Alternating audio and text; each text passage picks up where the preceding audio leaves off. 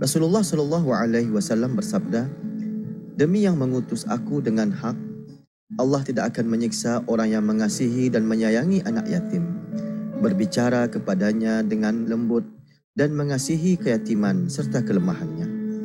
Hadis riwayat At-Tabarani.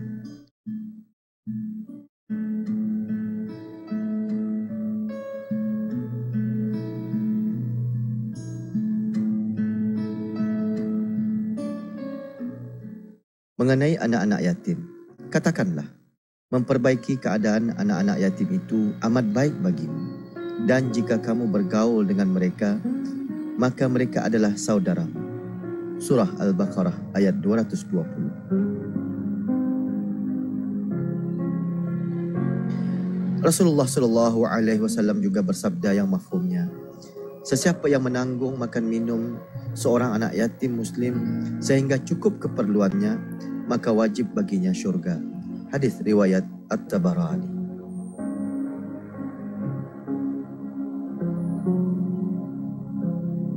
Bis kita boleh membuat sumbangan derma dengan menaip SMS berikut dan menghantarnya kepada 38111.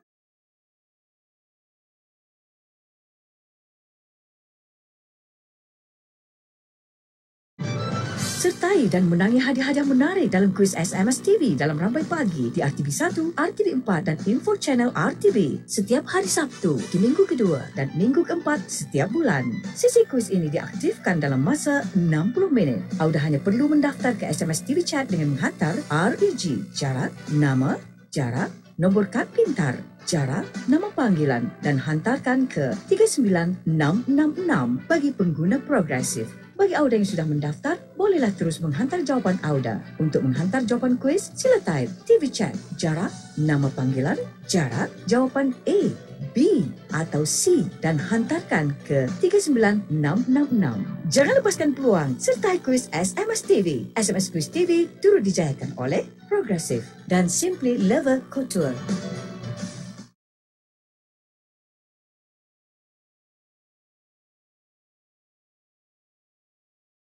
Peneroka yang berani adalah individu hebat, walaupun yang diteroka itu cuma berskala kecil atau sederhana sahaja. Inilah yang kita perlukan. Negara sangat memerlukan orang-orang seperti ini. Manakala rakyat lebih berani menjadi peneroka, maka kesannya kepada kemajuan adalah positif dan hasil keluaran dalam negeri kasar juga boleh ditunggu untuk meningkat.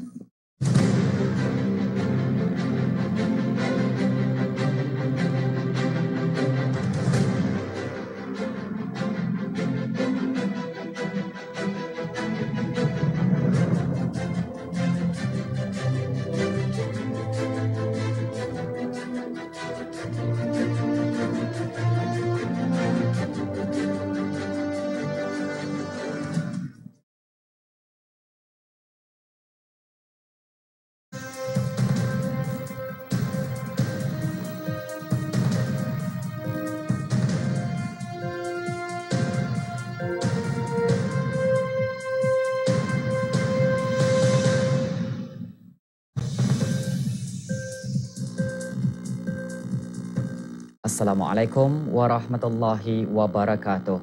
Bismillahirrahmanirrahim. Saya Ahmad Nurul Airirani bersama Auda dalam Berita Nasional. Berita utama malam ini. Yayasan Sultan Haji Hassanal Bolkiah menyumbangkan sejumlah kira-kira RM300,000 kepada pihak-pihak yang memerlukan bantuan termasuk mangsa kebakaran rumah.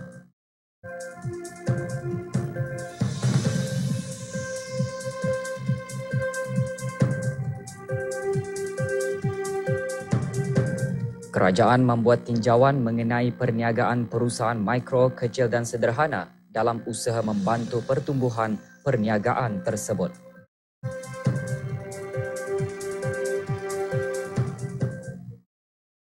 Dalam usaha memberikan sokongan dan sumbangan kepada pertubuhan dan badan-badan bukan kerajaan yang mengendalikan program pembangunan dan pemulihan Kepada golongan kelainan upaya, Yayasan Sultan Haji Hassanal Bolkiah petang tadi menyampaikan sumbangan kepada beberapa pihak yang memerlukan.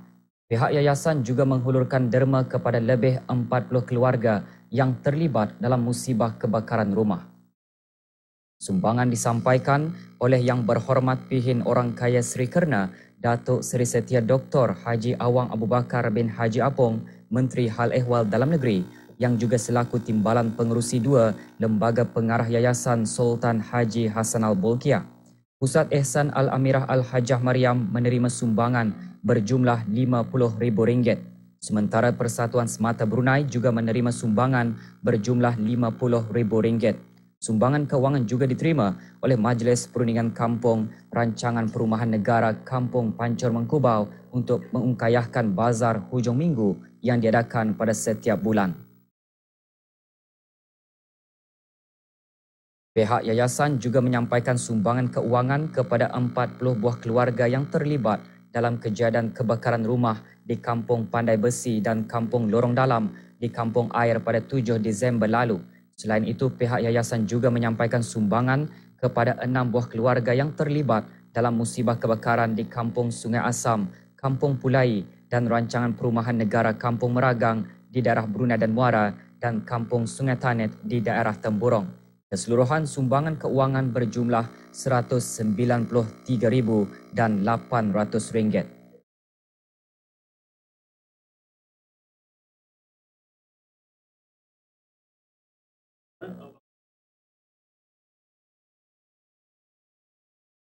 Syukur Alhamdulillah lah bantuan-bantuan daripada kerjaan.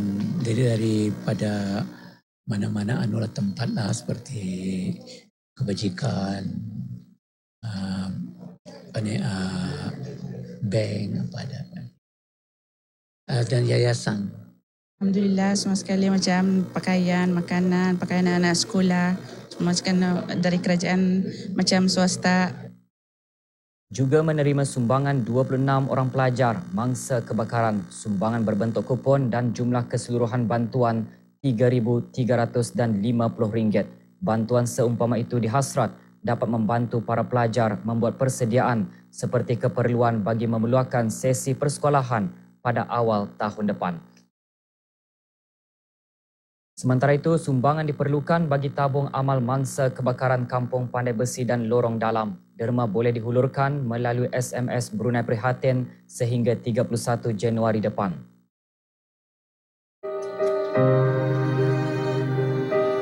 Beramalah dengan menyumbang ke tabung amal mangsa kebakaran Kampung Pandai Besi A dan Kampung Lorong Dalam bermula 17 Disember 2016 hingga 31 Januari 2017. Sumbangan ikhlas Auda boleh disalurkan melalui SMS dengan menaip PANTU diikuti dengan jumlah sumbangan Auda sama ada 20, 15, 10, 5 atau 1 tanpa jarak untuk tabung amal mangsa kebakaran Kampung Pandai Besi A dan Kampung Lorong Dalam. Hantar ke 38111 bagi pengguna DST dan Progresif. Mudah-mudahan sumbangan ikhlas Auda akan mendapat keredaan dan keberkatan dari Allah Subhanahu wa Ta'ala.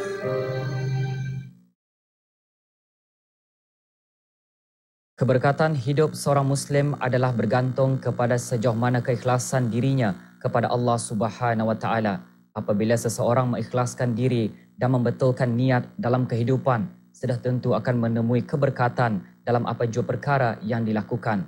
Perkara tersebut antara intipati ceramah sempena sambutan Maulid Nabi Muhammad sallallahu alaihi wasallam bagi Kementerian Kebudayaan, Belia dan Sukan dan jabatan-jabatan di bawahnya petang tadi. Ceramah bertajuk Berwawasan yang berkat dengan bercontoh kepada Rasulullah sallallahu alaihi wasallam juga menyentuh bahawa Allah Subhanahu wa Ta'ala mengurniakan 5 keberkatan kepada orang yang dikasihinya, iaitu umur yang panjang yang digunakan untuk melakukan kebaikan, keberkatan kepada kehidupan berkeluarga, keberkatan kepada rezeki, keberkatan kepada kerja berjemaah dan keberkatan kepada ilmu yang dipelajari. Ceramah disampaikan oleh Awang Haji Mail bin Haji Besar dari Pusat Dakwah Islamiah. Hadir Yang Berhormat Pihin Datu Laila Raja, Major Jeneral Bersara, Datuk Paduka Seri Haji Awang Halbi bin Haji Muhammad Yusof, Menteri Kebudayaan Belia dan Sukan, dan Awang Haji Nur Jusmin bin Haji Abdul Samad, Pemangku Setia Usaha Tetap Kementerian berkenaan. Majlis dikendalikan oleh Jabatan Muzium-Muzium. Mungkin juga pendapat orang lurus dan pendapatku salah. Itu perbezaan, kaidah perbezaan. Tragedi di kawasan pantai hutan simpan Berakas menyebabkan 2 maut kerana lemas. Butirannya selepas ini.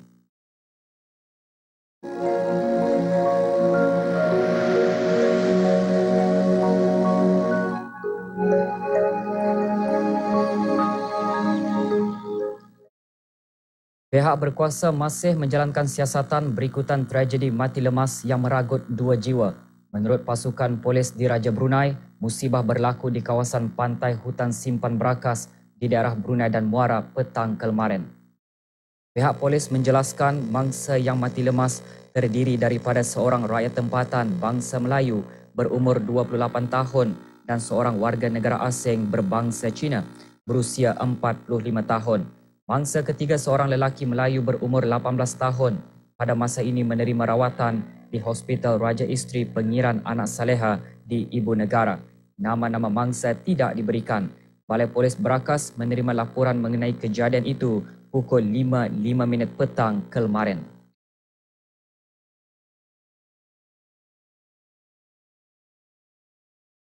Pengawas kejiranan berperanan menjaga keamanan, keselamatan dan kesejahteraan persekitaran di samping mempermatai keselamatan jiran dan penduduk di persekitaran kejiranan. Pengawas kejiranan juga membuat rondaan pada waktu bersesuaian secara bergilir-gilir untuk mencegah daripada berlakunya kejadian jenayah. Perkara itu diantara ditekankan dalam taklimat pengawas kejiranan semasa majlis penyampaian surat lantikan ahli pengawas kejiranan Mukim Ukong di daerah Tutong pagi tadi. Selain bertanggungjawab dalam menjaga keselamatan, keamanan serta kesejahteraan kawasan kampung, ahli pengawasan kejiranan juga bekerjasama dengan pasukan polis di Raja Brunei dalam melaksanakan operasi sepadu dengan beberapa buah agensi. Pada majlis tersebut, 28 orang penduduk kampung Long Mayan dan Kampung Bukit menerima surat lantikan daripada Awang Haji Adanan bin Haji Adam, pemangku pegawai daerah Tutong. Setakat ini seramai 369 orang dari 20 buah kampung telah dilantik sebagai ahli pengawasan kejiranan di daerah Tutong. Antara yang hadir, penguasa polis Pengiran Haji Abdul Salam bin Pengiran Haji Abdul Ghani, pegawai pemerintah daerah polis Tutong.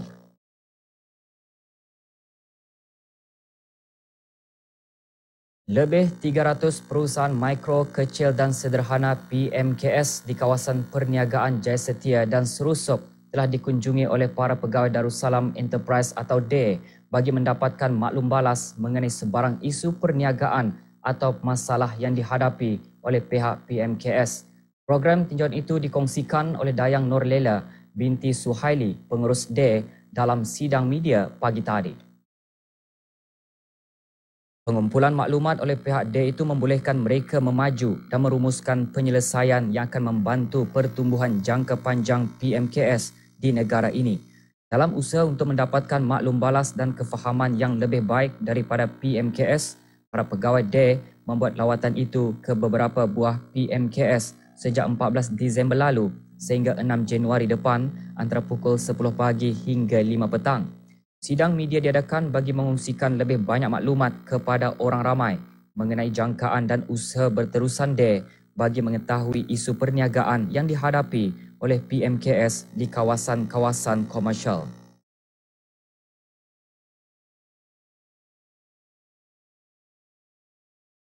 Negara akan menyertai pertandingan seni antarabangsa bagi pelajar berkeperluan khas di Mesir.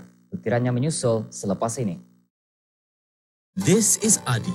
Adi loves to play football. Adi also loves his family of 7 and they all love to do different things. So how can Adi make sure his family can enjoy all their different activities? Well, it's simple. Adi drives a Toyota Sienna with a spacious 7-seat cabin, amazing fuel efficiency and delightfully convenient features such as rear sliding door and keyless entry. The all-new Toyota Sienna.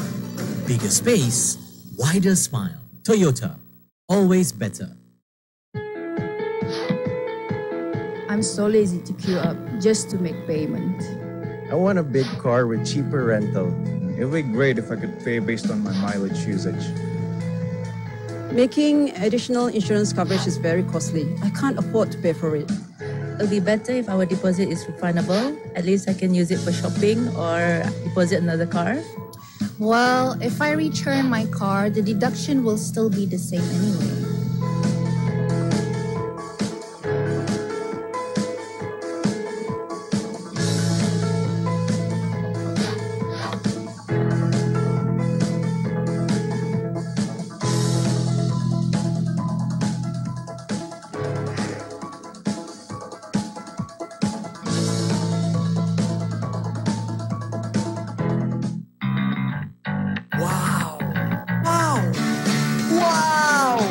Welcome to Pizza Hut. Your deals are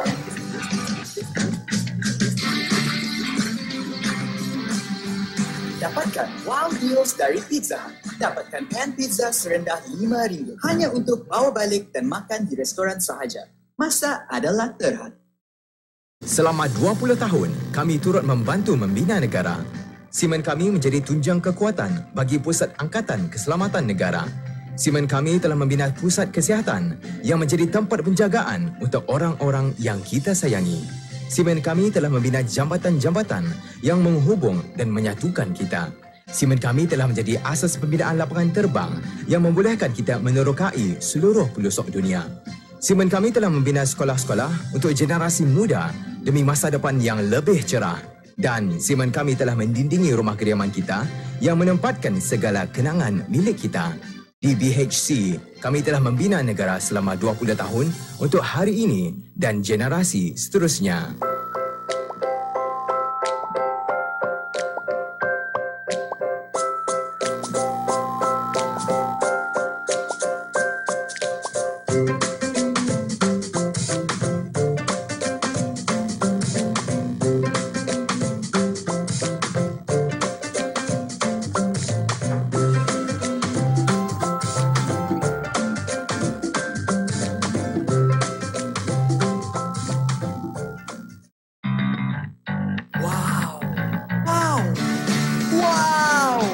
Welcome to Pizza Hut. Your deals are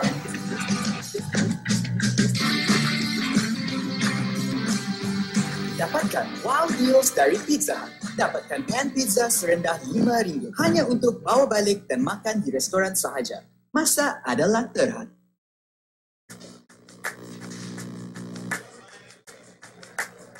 Wi-Fi.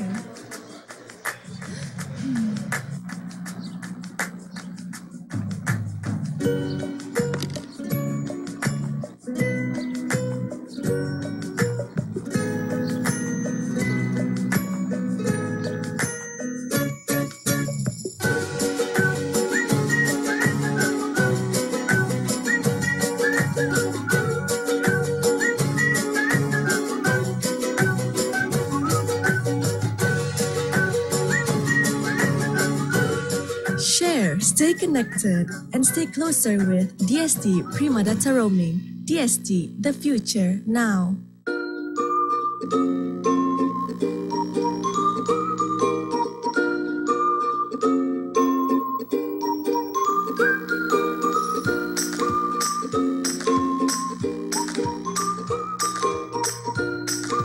Seratus% dibuat dari daun teh asli, bukan dari ekstrak seperti yang lain. Rasakan perbezaan teh hijau yang sebenar. Beralih ke Pouka, jenama nombor 1 di Singapura. Kedai-kedai dan sertai Pouka Bonanza hari ini. Ibu bapa disaran agar sentiasa memberi dorongan dan sokongan kepada anak-anak mereka, lebih-lebih lagi anak berkeperluan khas. Seranan tersebut dibuat oleh pemangku Ketua Unit Pendidikan Khas Kementerian Pendidikan pagi tadi semasa majlis penyampaian sijil dan hadiah pertandingan seni bagi pelajar berkeperluan khas anjuran Unit Pendidikan Khas. Menurut Awang Ali Yusri bin Abdul Ghafur, di sebalik keistimewaan anak-anak berkeperluan khas, terdapat satu kekuatan di dalam diri mereka sendiri. Penyampaian hadiah disempurnakan oleh Pengiran Haji Rosli bin Pengiran Haji Halus, pemangku pengarah pentadbiran dan perkhidmatan-perkhidmatan Kementerian Pendidikan. 9 orang pelajar berkeperluan khas menang dalam pertandingan seni yang diadakan bersempena dengan memperingati World Disability Day.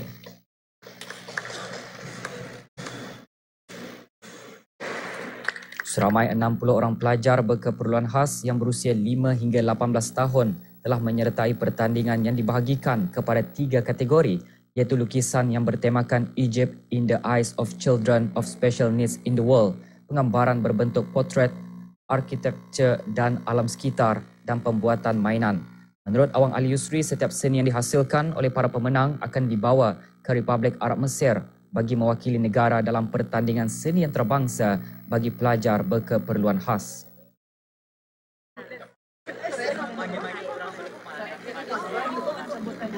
Volcano yang dah lagi panas kabut kenapa ya? Yes. So aku ada Really understand the question. then I give you 2 minutes. When they given this question, this kind of question untuk semua soalan. So that's what autism feel. Kalau student autism merasa jadinya this question. Kalau contoh lagi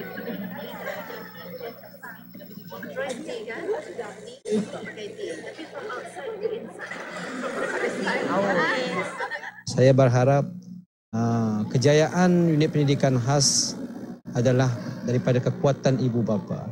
Tanpa sokongan dan dorongan ibu bapa, saya percaya semua program yang dibuat oleh unit pendidikan khas tidak akan berjaya.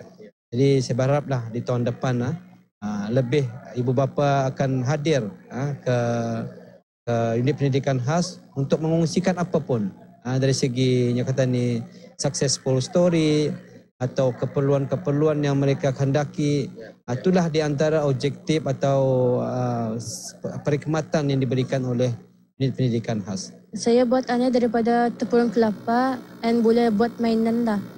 Dan kami aku dengan kawan-kawan boleh buat daripada color emas, macam color cat. Saya sebagai seorang ibu, aku mengajar didik diorang lah di rumah. Kalau ia macam tak dapat buat, aku suruh ia fahamkan cara membuatnya.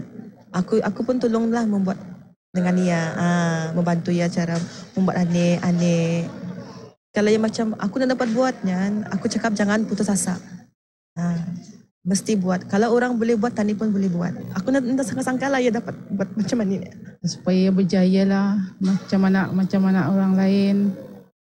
Lagipun aku pun terkajut kan ia kena pilih Tidak sangka-sangka. Pasal ia tu kan pendiam di rumah, sama juga di sekolah kan pendiam. Penyebaran ilmu pengetahuan khususnya kepada kanak-kanak semasa cuti persekolahan ketika ini diusahakan melalui pengendalian festival kembali ke sekolah. Program yang dianjurkan itu juga bertindak sebagai landasan bagi persediaan awal dan memenuhi keperluan sebelum bermulanya sesi persekolahan tahun 2017 dengan menggalakkan penggunaan buku dan bahan bacaan secara meluas. Pertandingan iFikrah yang dibukakan kepada semua lapisan masyarakat adalah acara yang dikendalikan apabila festival tersebut diteruskan semalam. Pertandingan tersebut memberi peluang kepada para peserta untuk mencurahkan idea atau pandangan mereka mengenai tema festival kembali ke sekolah, iaitu bersama menanai pendidikan anak-anak kita ni dalam bentuk percakapan secara spontan. Kita diminta untuk mencurahkan idea mengenai dengan tema festival kembali ke sekolah, iaitu menanai pendidikan anak kita ni. Selamatnya adalah untuk melihat kebolehan para peserta berucap secara spontan. Semakin ramai usahawan tempatan menceburkan diri dalam bidang perusahaan. Seorang daripada mereka membuka kedai perusahaan sendiri yang mengetengahkan produk seni dan kraf tangan. Rasmian kedai seni dan kraf Ratna Maria disempurnakan oleh Pengiran Datin Hajah Jamilah binti Pengiran Haji Muhammad Yusof, isteri Menteri Perhubungan. Kedai yang terletak di Regent Square, kawasan pusat membeli belah Kampung Kiulap itu menjual pelbagai barangan daripada barangan buatan sendiri hinggalah barang untuk cenderamata. Ini merupakan satu lagi usaha anak tempatan dalam membantu penjanaan ekonomi sara diri sekaligus menyokong usaha kerajaan dalam mempelbagaikan ekonomi negara.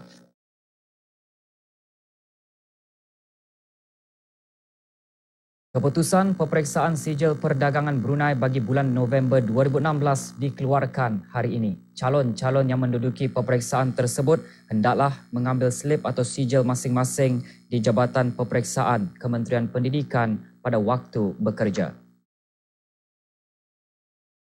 Setiap tahun, sebahagian negara-negara anggota ASEAN sering dilanda bencana alam. Filipina, Myanmar dan Laos adalah antara negara yang selalu dilanda bencana seperti taufan menyebabkan ribuan penduduk hilang tempat berteduh.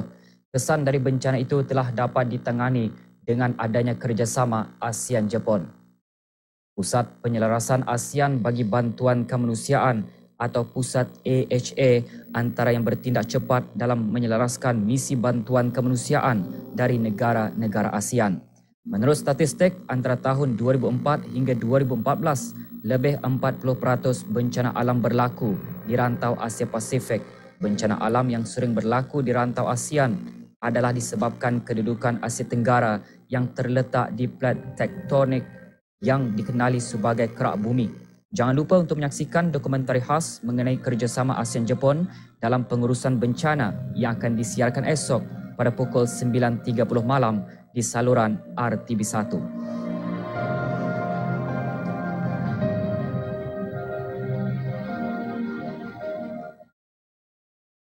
Kaunter pos bagi pejabat pos labi di daerah Blaid hanya beroperasi 2 kali seminggu bermula hari ini. Menurut Jabatan Perkhidmatan Pos, langkah tersebut dibuat ke arah penyusunan semula kaki tangan dan pengemaskinian perkhidmatan kaunter. Kaunter hanya dibuka setiap hari Isnin dan hari Khamis bermula dari pukul 8 pagi hingga 12.15 tengah hari dan pukul 1.30 hingga 3.30 di sebelah petang. Sebarang pertanyaan mengenai perkara tersebut, hubungi talian 238-1212 atau 238-0925 semasa waktu pejabat. Berita sukan seketika nanti. Teruskan bersama Berita Nasional. Berikut adalah aliran proses pembayaran kerajaan. Bagi setiap pembekalan barangan atau perkhidmatan kerja, pembekal hendaklah menerima dokumen iaitu purchase order daripada Treasury Accounting and Financial Information System (TAFIS) yang dikeluarkan oleh kementerian atau jabatan berkenaan. Dokumen tersebut akan memberikan kepastian kepada pembekal bahawa pengurusan pembelian telah dimasukkan ke dalam TAFIS dan peruntukan bagi membayarnya adalah tersedia. Apabila pembekal menghadapkan invoice tuntutan kepada kementerian atau jabatan berkenaan, invoice tersebut akan dimasukkan ke dalam invoice tracking system dan pembekal akan menerima slip pemberitahuan notification slip. Invoice seterusnya akan diserahkan ke bahagian kewangan di kementerian atau jabatan berkenaan untuk diluluskan oleh pegawai pengawal iaitu first approver dan seterusnya dihadapkan ke Jabatan Perbendaharaan untuk diluluskan oleh pegawai kewangan iaitu second approver. Berita sukan, pasukan Lakeside Jokers muncul juara kejohanan penbol terbuka 2016. Kejohanan yang julung-julung kalinya dianjurkan oleh Perkhidmatan Teknikal Diraja Brunei RBTS itu berlangsung di Kompleks Sukan Jerudong, Kelmarin. 8 pasukan menyertai pertandingan secara round robin itu. Dalam perlawanan untuk menentukan tempat ketiga, pasukan Raptors menang ke atas pasukan Ignite. Perlawanan akhir menyaksikan Lakeside Jokers menewaskan pasukan 1.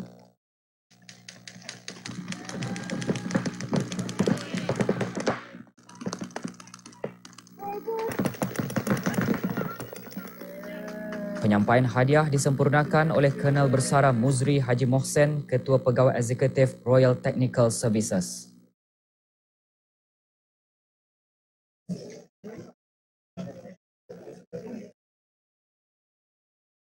Ramalan keadaan cuaca menyusul selepas ini.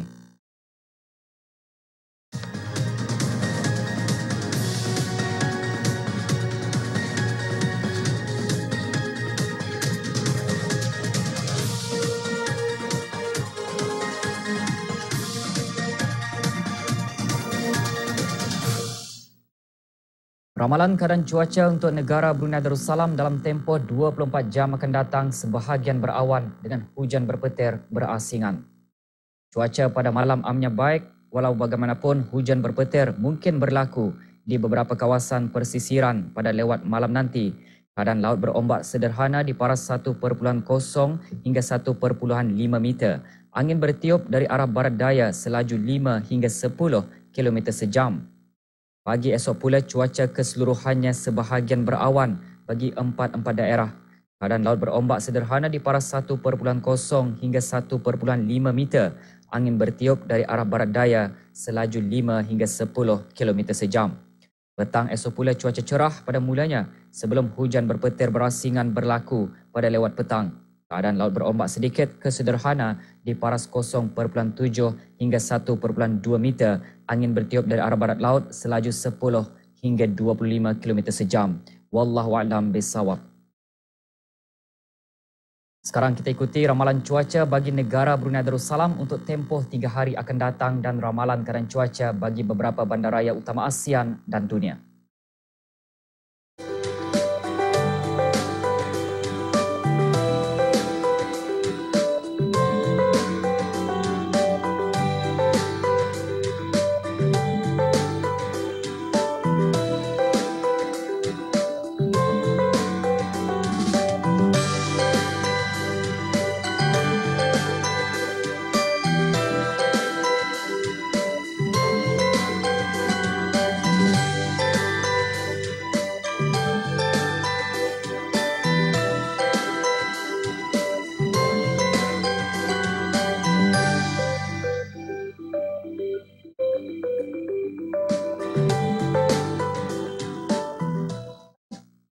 Sekarang disampaikan kadar nisab zakat wang dan harta untuk hari ini.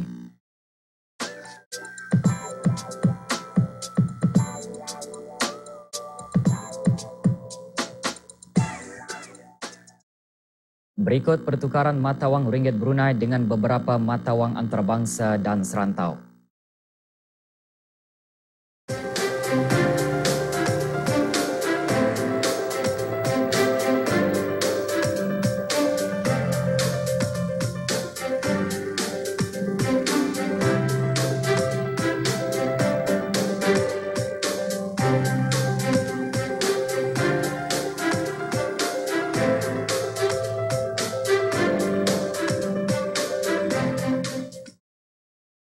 Teruskan bersama kami untuk mengikuti berita antarabangsa dalam berita dunia selepas ini.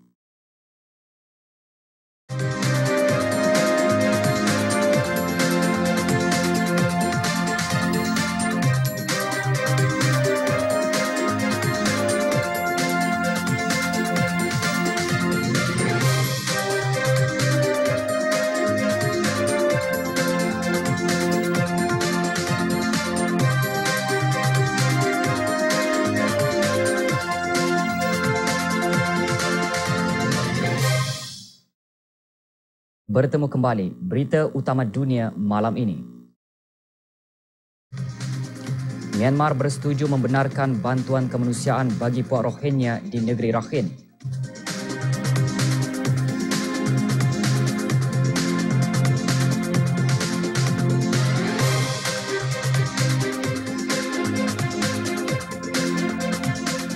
Kompromi Perancis dan Rusia mengenai resolusi PBB menghindari pembunuhan ramai penduduk di Aleppo.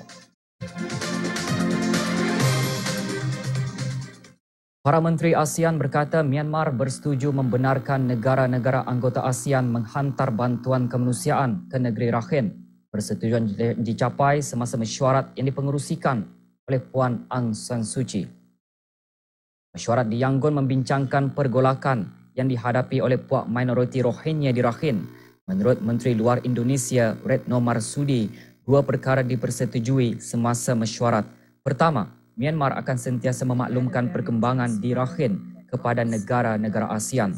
Dan kedua, Myanmar menghargai tawaran negara-negara ASEAN mengenai bantuan kemanusiaan. Dalam hubungan, Tuan Marsudi berkata, akses kemanusiaan akan diwujudkan. Menteri Luar Malaysia Anifah Aman berkata, nasib puak Rohingya di Myanmar adalah isu kepentingan serantau dan menggesa bagi siasatan ke atas dakwaan kes penderaan. To ASEAN member countries about the development in Rakhine State. The second one Is Myanmar appreciate very much the over. Terdahulu, Jemaah Menteri Luar Pertubuhan Negara-Negara Asia Tenggara ASEAN yang bermesyuarat di Yangon membincangkan tindakan untuk membenteras keganasan dan menggesa bagi bantuan kemanusiaan ke atas puak Rohingya di utara Rakhine, Myanmar. Malaysia berkata isu puak Rohingya di Myanmar telah mencetuskan kebimbangan serantau dan menggesa pertubuhan negara-negara ASEAN untuk menyelaras bantuan kemanusiaan dan melakukan siasatan. Jumaat lalu, Pejabat Hak Asasi Manusia PBB berkata pejabatnya menerima laporan hampir setiap hari berhubung pencabulan dan pembunuhan puak Rohingya di Myanmar dan pemerhati bebas telah dihalang dari membuat siasatan.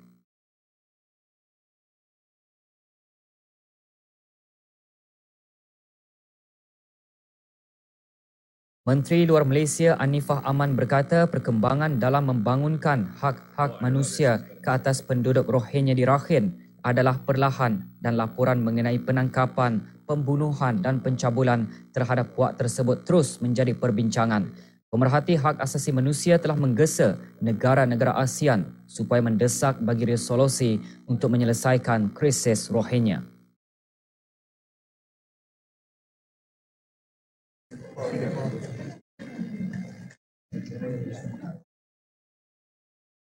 Ketua Hak Asasi Manusia PBB Z. Ra'ad Al-Hussein berkata dalam satu kenyataan bahawa kerajaan yang diketuai Puan Aung San Suu Kyi telah mengambil pendekatan terhadap krisis tersebut. Menurut media setempat, sekurang-kurangnya 86 orang terbunuh dan PBB menganggarkan 27,000 penduduk Rohingya telah melarikan diri merentasi sempadan dari Rakhine ke Bangladesh.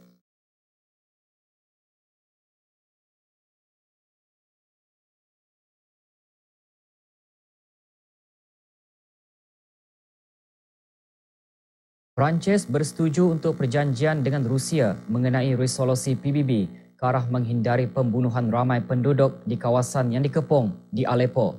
Semasa mesyuarat di Bangsa-Bangsa Bersatu, kedua-dua belah pihak Perancis dan Rusia mengumumkan persetujuan ke atas resolusi kompromi untuk menghantar pasukan pemerhati PBB ke timur Aleppo.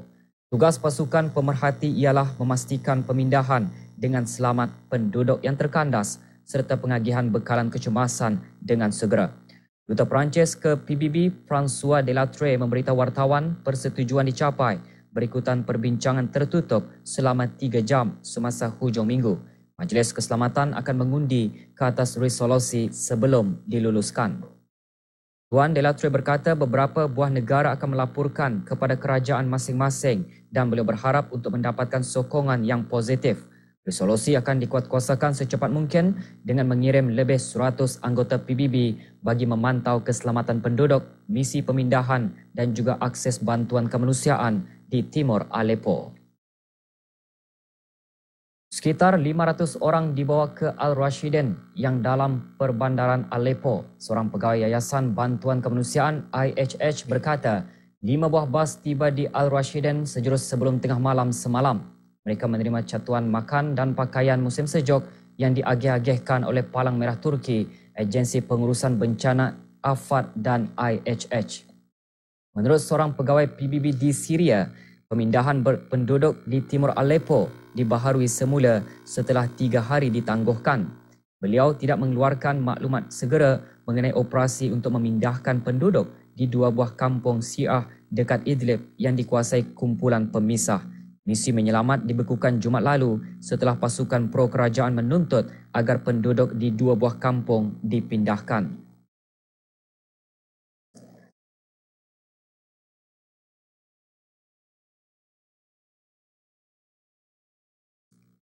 Kumpulan pemisah masih mendesak mengenai syarat mereka ketika lelaki bersenjata membakar beberapa buah bas yang sepatutnya mengangkut orang ramai dekat Idlib semasa hujung minggu. Bagaimanapun, setelah insiden itu, pemimpin Rusia Presiden Vladimir Putin selaku penyokong kuat pentadbiran Bashar al-Assad dan Presiden Turki Recep Tayyip Erdogan yang memihak kepada kumpulan penentang bersetuju agar isu yang terbengkalai diatasi dengan segera.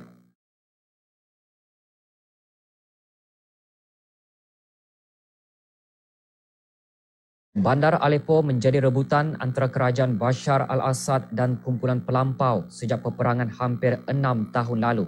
Kemarahan tentera Syria dan sekutunya bermula pertengahan November berikutan serangan udara dan pertempuran selama berbulan-bulan.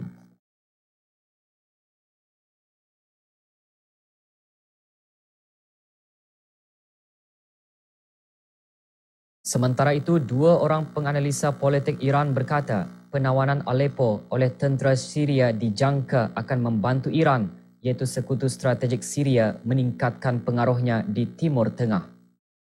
Mereka membuat kenyataan tersebut di Tehran berikutan seruan Presiden Iran Hassan Rouhani kepada rakan sejawatan beliau dari Syria, Presiden Bashar al-Assad, pada awal minggu ini berhubung penawanan bandar Aleppo dan sokongan kepada kerajaan dan rakyat Syria.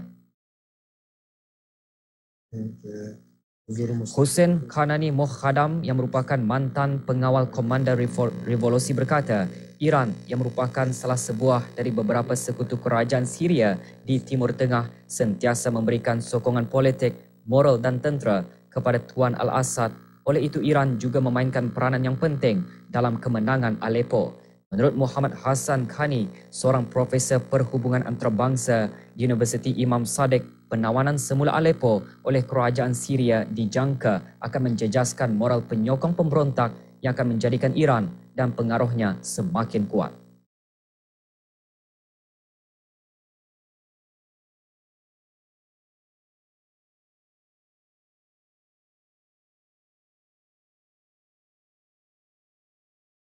Dalam perkembangan lain, Ketua Agensi Pemerhati Tenaga Atom PBB tiba di Iran bagi mesyuarat pelaksanaan perjanjian nuklear negara itu dengan kuasa-kuasa utama. Wan Amano mengadakan pertemuan dengan Ketua Tenaga Nuklear Iran Ali Akbar Salihi dan Presiden Hassan Rouhani serta Menteri Luar Muhammad Javad Zarif.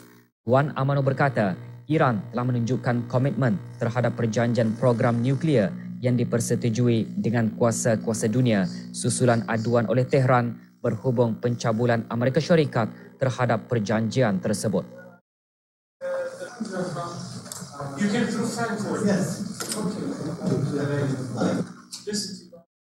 Rumah Putih Khamis lalu berkata, sukatan rang undang-undang Amerika Syarikat ke atas Iran dilanjutkan bagi tempoh 10 tahun akan berkuat kuasa tanpa tanda tangan Presiden Barack Obama dan menambah ia tidak akan menjejaskan keseluruhan pelaksanaan perjanjian nuklear tersebut.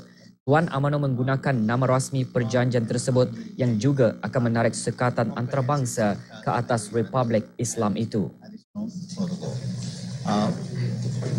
Today I had a meeting with Dr. Salehi. Tuan Salehi berkata Iran juga membentangkan beberapa aduannya semasa perjumpaan dengan Tuan Amano. Di bawah perjanjian 2015, Iran akan menghadkan aktiviti penghasilan nuklearnya sebagai pertukaran bagi penarikan sekatan ekonomi. Menurut para pakar, Tehran tidak dibenarkan untuk memperkayakan uraniumnya di atas paras 3.67% ketulinan bagi tempoh 15 tahun. Ia merupakan paras yang dilihat sebagai tidak mencukupi bagi kapal untuk beroperasi.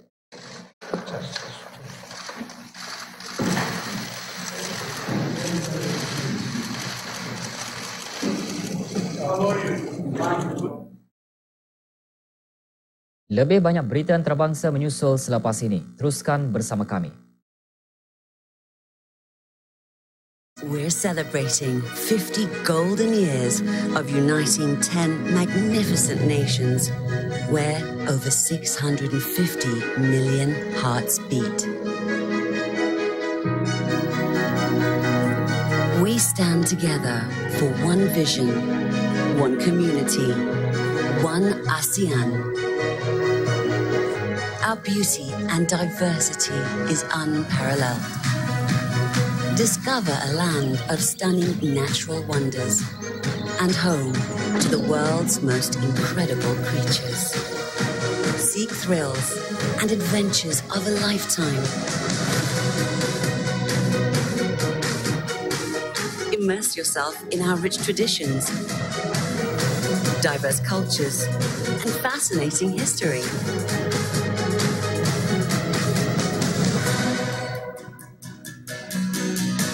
Feel the warmth of people with hearts of gold. Indulge in exquisite cuisines and fresh flavors.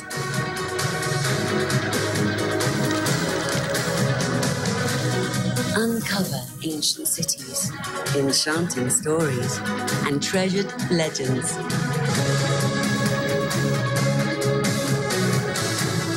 Witness history in the making. Marvel at vibrant cities, towering skyscrapers, and rapid transportation. Embrace the moment and make memories that will last forever.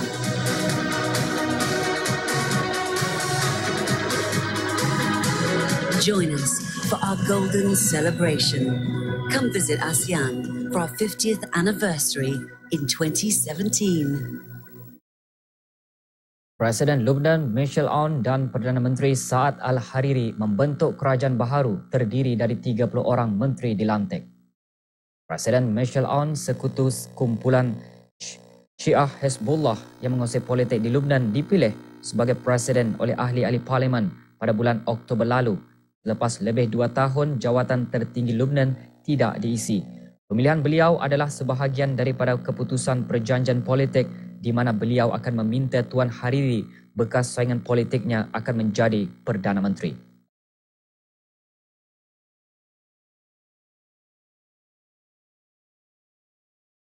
Bagaimanapun, sesetengah ahli politik Lebanon terkemuka tidak menyokong perjanjian tersebut yang menyumbang kepada kelewatan Tuan Hariri dalam membentuk sebuah kerajaan. Lebanon mempunyai kerajaan sementara selama lebih 2 tahun yang diketuai oleh mantan Perdana Menteri Tamam Salam mengakibatkan krisis politik yang melemahkan perkhidmatan kerajaan. هذه الحكومة وهي حكومة وفاق وطني كما قلت عنها يوم قبلت. Persidangan Biodiversity PBB ke-13 COP13 menutup tirai semalam selepas para pegawai bersetuju ke atas peta jalan untuk mempromosikan pemeliharaan biodiversity dalam sektor penangkapan ikan, perhutanan, pelancongan dan sektor pertanian lain bagi memenuhi agenda 2030 iaitu pembangunan berdaya tahan. Tema bagi mesyuarat itu dicadangkan oleh Mexico iaitu mengintegrasi biodiversity bagi kebajikan. Kira-kira 5,000 hingga 10,000 orang dari pertubuhan antarabangsa, pertubuhan bukan kerajaan NGO dan kumpulan penduduk asli termasuk belia dan 140 buah negara mengambil bahagian dalam persidangan 2 minggu tersebut. Perjanjian Cancun akan mempromosikan dasar yang mengurangkan biodiversity dan menyumbang kepada pemulihan ekosistem.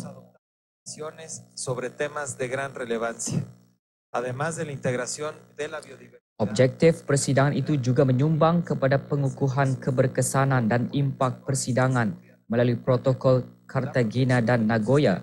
Protokol Cartagena yang dikuatkuasakan pada 11 September 2003 bertujuan melindungi kepelbagaian biologi dari risiko berpotensi yang terhasil dari bioteknologi moden.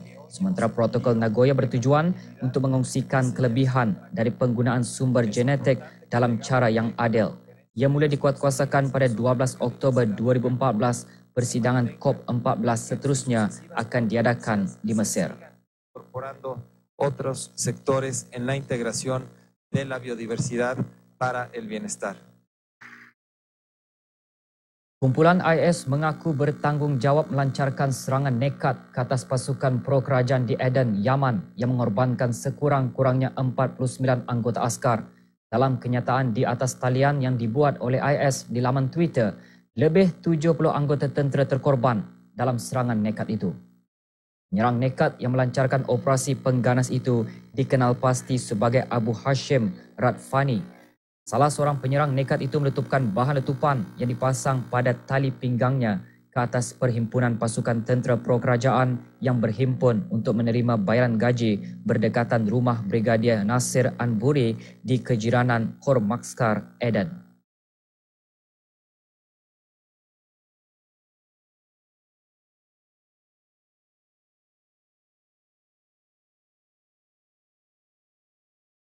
Sementara itu, kejadian tembak-menembak di antara sekumpulan lelaki bersenjata dan pihak polis di dalam Istana Lama era Crusader di Jordan berakhir dengan sekurang-kurangnya 9 orang maut.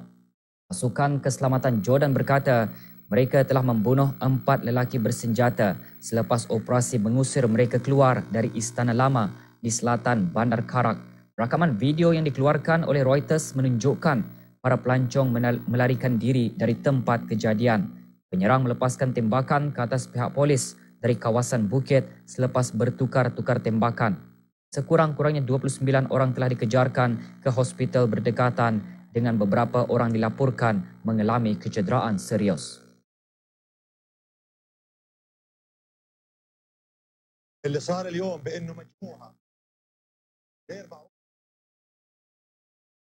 Perdana Menteri Jordan memberitahu Parlimen menyifatkan lelaki bersenjata terbabit sebagai sebuah kumpulan penjenayah yang masih belum diketahui identitinya.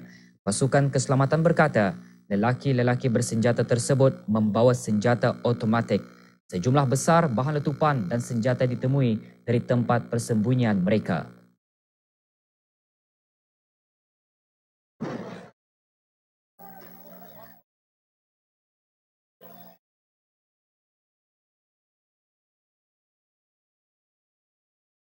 Ikuti berita antarabangsa selanjutnya selepas ini.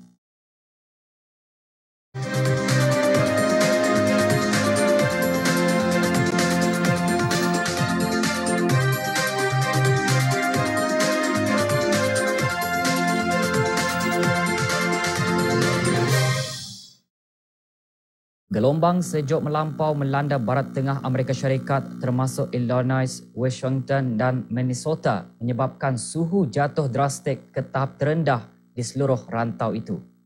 Chicago, ibu negeri Illinois, mencatatkan suhu terendah dengan mencatatkan 23 darjah Celsius kemarin, iaitu catatan yang sama iaitu 23.3 darjah Celsius pada tahun 1983. Dalam usaha untuk memastikan keselamatan jalan raya di rantau itu, Illinois menghantar lebih 1,700 pekerja pembersih salji untuk membuang salji di jalan-jalan raya.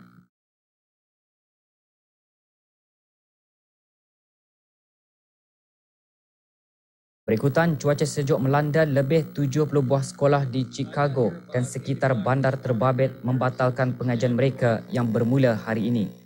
Perkhidmatan Kaji Cuaca Kebangsaan terus mengeluarkan amaran cuaca sejuk di beberapa buah negeri.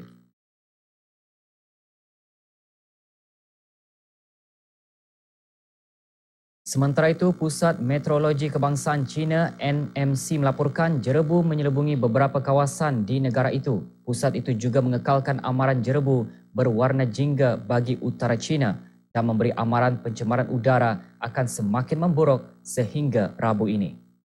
Beberapa buah bandar di timur dan tengah China mengeluarkan amaran berwarna merah Khamis lalu dan jerebu tebal melanda kawasan tersebut lewat dari yang diramalkan sebelum ini. Pihak berkuasa di bandar Xizangzuang, wilayah Hebei, menghantar 17 pasukan pemerhati untuk memeriksa sama ada syarikat arang batu dan syarikat industri melakukan pelepasan karbon secara haram.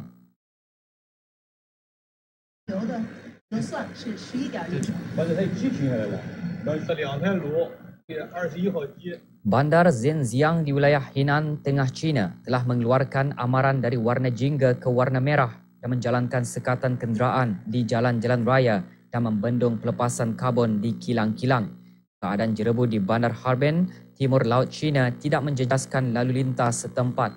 Menurut Jabatan Meteorologi setempat, jerebu akan berakhir sehingga Selasa ini dan kualiti udara dijangka akan pulih.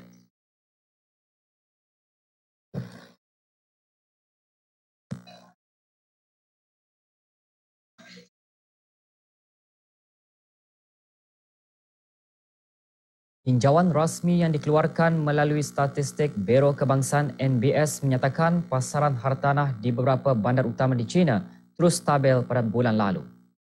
Dari 70 buah bandar, 55 buah bandar menyaksikan peningkatan dari bulan ke bulan harga rumah baharu dan harga rumah terpakai menurun dari 62 pada bulan Oktober. Harga bangunan pangsapuri baharu di bandaraya metropolitan Beijing, Shanghai dan Guangzhou meningkat sebanyak 0.1% dari bulan ke bulan, jatuh sebanyak 0.4% dari Oktober dan harga kediaman terpakai malahan jatuh menjunam berbanding bulan sebelumnya.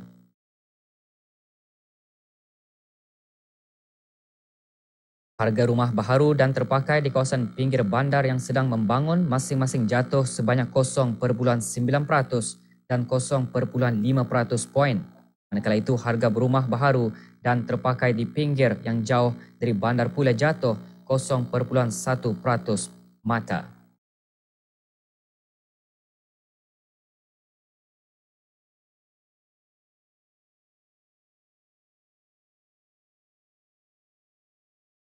Akhir sekali, renungkan maksud petikan hadis Rasulullah sallallahu alaihi wasallam yang diriwayatkan oleh Abu Naim mengenai hukuman Allah terhadap sikap jujur dan khianat tentang ilmu pengetahuan.